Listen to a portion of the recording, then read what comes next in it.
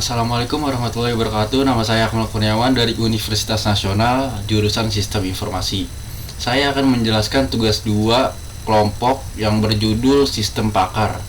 Oh ya, sebelumnya saya akan memperkenalkan teman saya yang bernama Ilham Indra Saputra dan Andi Hidayat. Pertama-tama kita harus tahu dulu apa itu pakar. Pakar adalah orang yang memiliki pengetahuan, penilaian, pengalaman, metode khusus, serta kemampuan untuk menerapkan bakat ini dalam memberi nasihat dan memecahkan masalah. Misalnya seorang dokter, penasehat keuangan, pakar mesin mobil, dan lain-lain. Kepakaran atau expertise adalah pengetahuan yang ekstensif atau meluas dan spesifik yang diperoleh melalui rangkaian pelatihan, membaca, dan pengalaman. Pengetahuan membuat pakar dapat mengambil keputusan secara lebih baik, lebih cepat daripada non-pakar dalam memecahkan problem yang kompleks. Kepakaran mempunyai sifat berjenjang. Pakar top memiliki pengetahuan lebih banyak daripada pakar junior. Sistem pakar adalah sistem yang berusaha mengadopsi pengetahuan manusia ke komputer agar komputer dapat menyelesaikan masalah seperti yang bisa dilakukan para ahli. Sistem pakar diciptakan tidak untuk menggantikan kedudukan seorang pakar, tetapi untuk memasyaratkan pengetahuan dan pengalaman pakar tersebut. Tujuan dari sebuah sistem pakar adalah untuk mentransfer kepakaran yang dimiliki seorang pakar ke dalam komputer dan kemudian kepada orang lain. Bentuk umum sistem pakar adalah suatu program yang dibuat berdasarkan suatu set aturan yang menganalisis informasi atau biasanya diberikan oleh pengguna suatu sistem mengenai suatu kelas masalah spesifik serta analis matematis dari masalah tersebut. Sistem pakar memberikan banyak keuntungan bagi operasi perusahaan dan manajer, tetapi memiliki keterbatasan signifikan. Artificial intelligence merupakan suatu aktivitas untuk menyediakan berbagai mesin seperti komputer dengan menampilkan perilaku dengan penalaran yang cerdas apabila diamati sebagai manusia. Artificial intelligence menyajikan berbagai aplikasi komputer yang canggih untuk menyamai berbagai jenis penalaran manusia. SP dikembangkan pertama kali oleh komunitas AI tahun 1960-an. SP yang pertama adalah General Purpose Problem Solver atau GPS yang dikembangkan oleh Neville Simon. Komponen atau bagian utama sistem pakar. Menurut Jeffrey de Ullman, tahun 1999 membagikan komponen atau bagian sistem pakar dalam beberapa bagian. Yaitu yang pertama ada user interface atau antar pemakai. Antar muka pemakai memungkinkan pemakai untuk berinteraksi dengan expert system. User interface digunakan manajer untuk menginteraksi dan informasi ke dalam sistem pakar dan menerima informasi dari sistem pakar. Yang pertama itu ada input sistem pakar. User interface dirancang memperolehkan dialog dua arah antara sistem dan pemakai dengan menampilkan tanya jawab dan pengisian formulir, kemudian muncul bahasa perintah.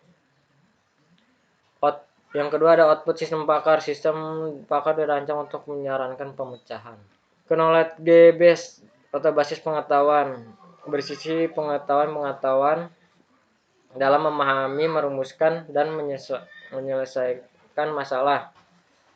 Knowledge base adalah bagian dari sistem pakar yang berisi domain pengetahuan.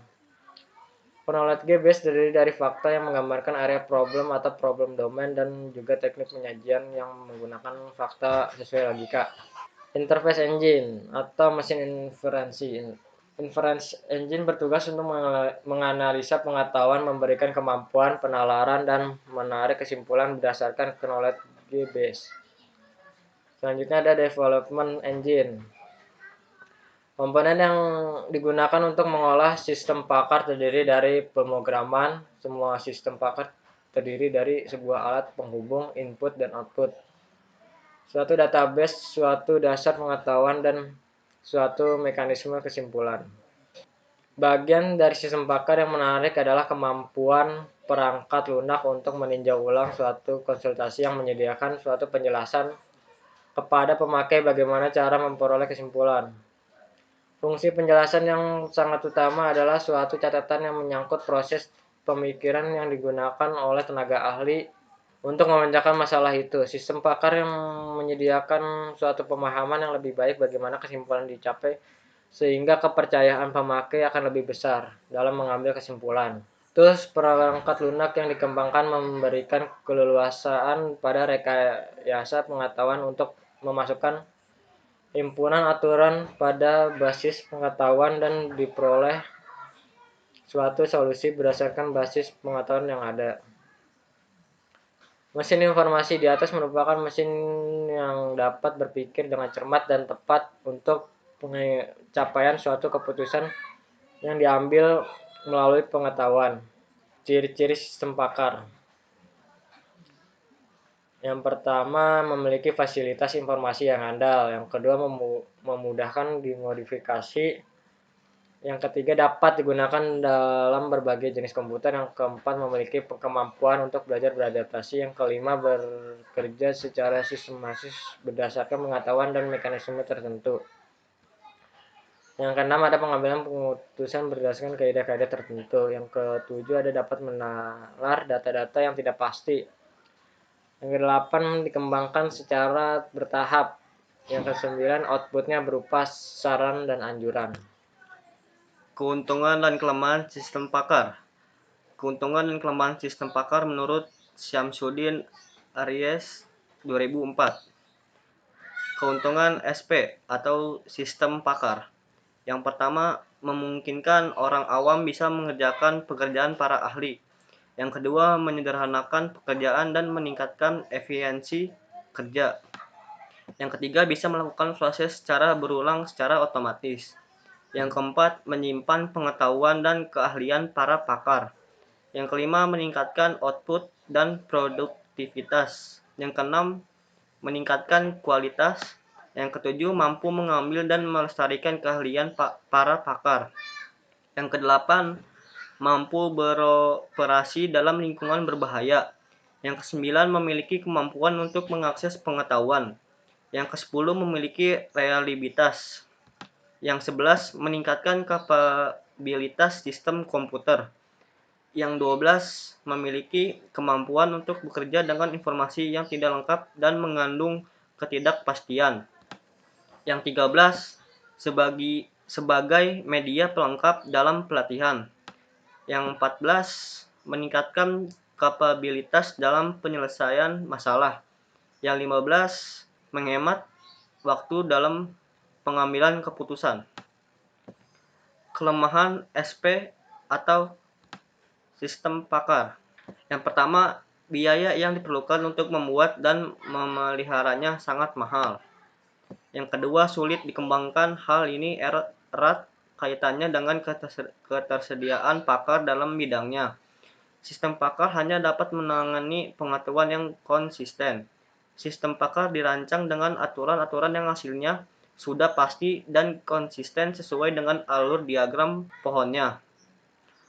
Untuk pengetahuan yang cepat berubah-ubah dari waktu ke waktu, maka knowledge base di sistem pakar harus selalu diubah, yang tentu cukup merepotkan.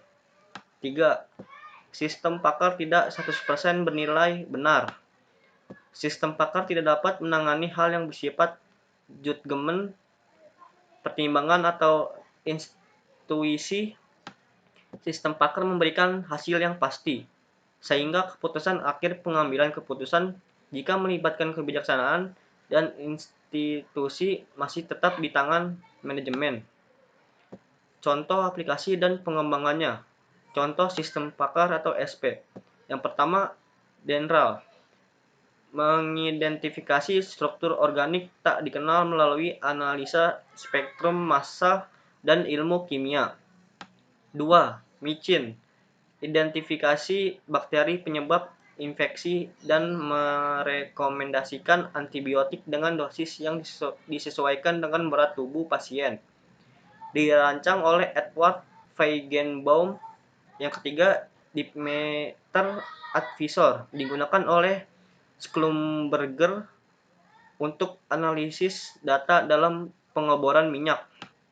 Yang keempat, Excon dan Excel membantu konfigurasi sistem komputer besar, dikembangkan oleh Digital Equipment Corporation atau DEC dan Carnegie Mellon Universitas akhir 70-an untuk sistem komputer DEC FAT 11 1780. Yang kelima, SOPI, analisis sirkuit elektronik.